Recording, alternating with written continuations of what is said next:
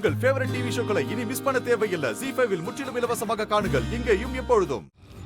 என்ன வீட்டை விட்டு அனுப்புறதுக்கு 40 லட்சம் மட்டும் இருந்தா போதுமா? அதுக்கு வேற வழி இருக்கு. ரொம்ப ரொம்ப ஈஸி தான். அத நீ பண்ணிட்டா உடனே நான் வீட்டை விட்டு கிளம்பிடுவேன். ஒரே ஒரு கிஸ் கொடு, அத வாங்கிக்கிட்டு நான் வீட்டை விட்டு போயிடுறேன். 40 லட்சம் உனக்கு மிச்சமாகுதுல்ல? இப்படி எல்லாம் பேசி என்ன மாத்த முடியும் நினைக்காத. உனக்கு தேவை 40 லட்சம் தானே? 24 மணி நேரம் கூட வேலை செய்ய நான் ரெடி தான். அப்படி உடைச்சு உன் காசை உங்ககிட்ட போடுறேன், அதை எடுத்துட்டு கிளம்பு.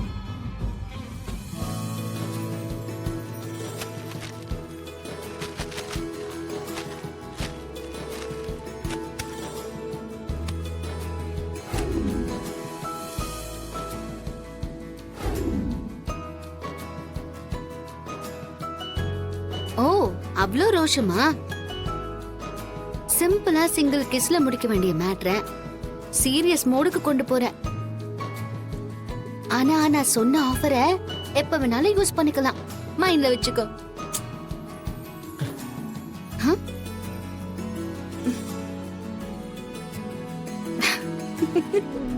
என்னது இது? இந்த பேண்ட கால்ல சுத்திக்கிட்டேன்னா உடனே சொலுக்கு போயிடும். நீ நல்லா விளையாடலாம்.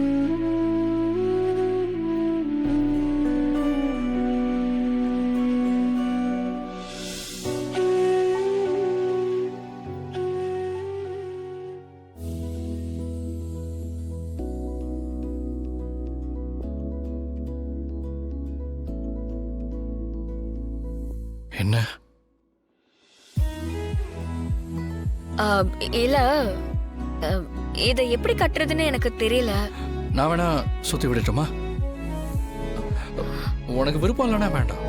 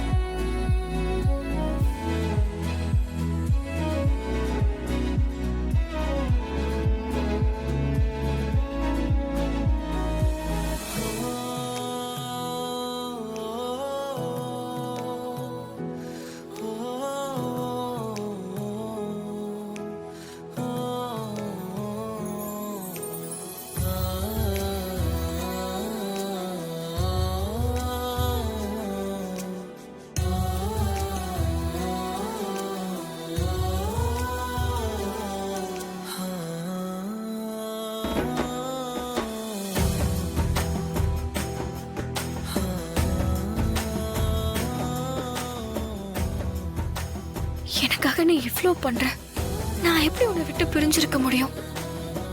கவலைப்படாத கதிர், நான் இந்த கேம்ல ஜெயிச்சதுக்கு அப்புறம் அப்பா கிட்ட உன் கூட என்ன சேர்த்து வைக்க சொல்லி கேட்பேன். அப்பாவும் கண்டிப்பா ஏத்துப்பாரு. அப்புறம் நீயும் நானும் சந்தோஷமா வாழலாம்.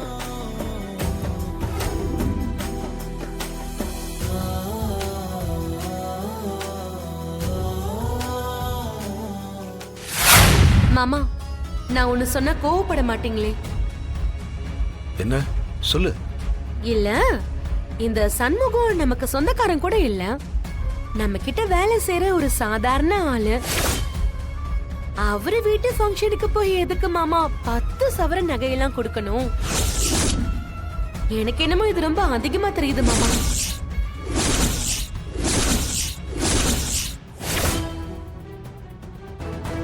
இல்ல, எதுக்காக நம்ம வீட்டு பணத்தை வேஸ்டா செலவு பண்ணணும்? அதுக்காக தான் நான் சொன்னேன். ஏய், என்னடி அண்ணனே எதிர்த்து கேள்வி கேட்டுக்கிட்டு இருக்க? இங்க யாருக்கு என்ன பண்ணணுங்கிறதுல எங்க அண்ணனுக்கு தெரியும். பணத்தை கேட்டா அதை உள்ள போய் எடுத்துட்டு வந்து கொடுக்கறது மட்டும்தான் உன் வேலை. இந்த மாதிரி தேவையெல்லாம் பேசிட்டு இருக்காத. முதல்ல போய் பணத்தை கொடு. அதுக்கு இல்லங்க, காசு ஒண்ணு நமக்கு சும்மா வரலையே, கஷ்டப்பட்டு தானே வருது. இன்னைக்கு தங்கம் விக்கிற விலைக்கு 10 பவுண்ட் நகை யாராவது இப்படி சும்மா கொடுப்பாங்களா சொல்லுங்க? சண்முகம் ரொம்ப வருஷமா நம்ம கிட்ட வேலை பாக்குறவன். சின்ன வயசுல இருந்து நம்ம கூடவே வளர்ந்தவன்.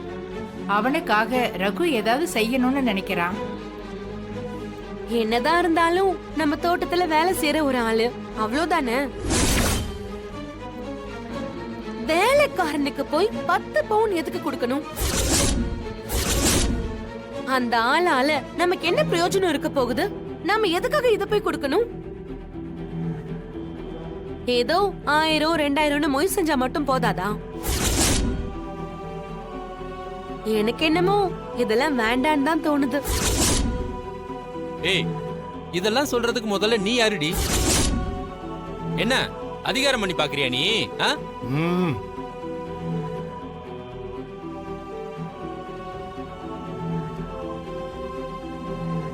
பார்வதி, சண்முகம் அவன் அப்பா காலத்துல இருந்து நம்ம கூட தான் இருக்கா. அவங்க குடும்பம் நமக்கு ரொம்ப விசுவாசமா இருக்கிறவங்க, நமக்காக உழைக்கிறாங்க. அவங்க வீட்டுக்கு முறை செய்யறது எல்லாம் நம்ம வழக்கத்துல இருக்கிறது தான். இதுவும் நம்ம குடும்பத்துக்கான கௌரவம் தான். அதுக்காக 8 லட்சம் ரூபாய் செலவு பண்ணணுமா மாமா? அவன் செய்யற வேலைக்கு தான் நம்ம மாசம் மாசம் சம்பளம் கொடுக்கறோம்ல, அது போதாதா? எதுக்கு வீண் செலவு பண்ணிக்கிட்டு?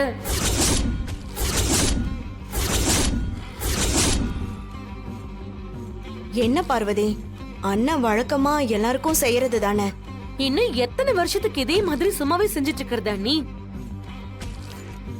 அதுக்கப்புறம் நமக்கு யாராவது உதவி செய்ய மாட்டாங்களான்ற நிலைமைக்கு போயிடுவோம். நான் வீண் செலவு வேண்டான்னு சொல்றேன். இதுல என்ன தப்பு இருக்கு சொல்லுங்க?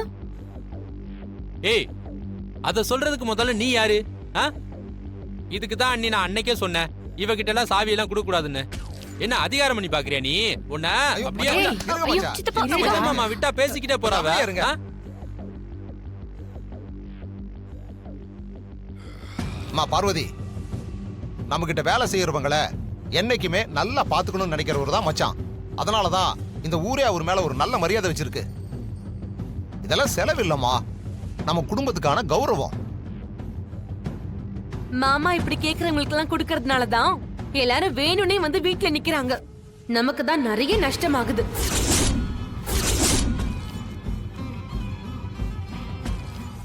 பாத்தீங்களா பெரியம்மா எப்படி பேசுறாங்கன்னு? இதுக்குதான் இவங்க கிட்ட சாவி கொடுத்துட வேண்டாம்னு சொன்னேன். சித்தி என்னமா இப்படி பேசுறாங்க? அதுவும் அப்பாவே எதிர்த்து கேள்வி கேக்குறாங்க. அப்பா கோவப்பட போறாரு. சாதாரண ஒரு ஆளுக்காக இவ்வளவு செலவு பண்ண வேண்டாம்னு எனக்கு தோணுது மாமா. பார்வதி நீ எல்லை மீறி போய்கிட்டு இருக்க. இங்க பாருங்க, நமக்குன்னு ஒரு பையன் இருக்கான். அவனுக்கு ஏதாவது செஞ்சு நாம அவனுக்கு அரசிக்க வேண்டாமா சொல்லுங்க? இப்படி கேக்குறவங்களுக்கு எல்லாம் அள்ளி அள்ளி கொடுத்துட்டு இருந்தா நாளைக்கு நம்ம குடும்பம் நடுத்தரல தான் வந்து நிக்கணும்.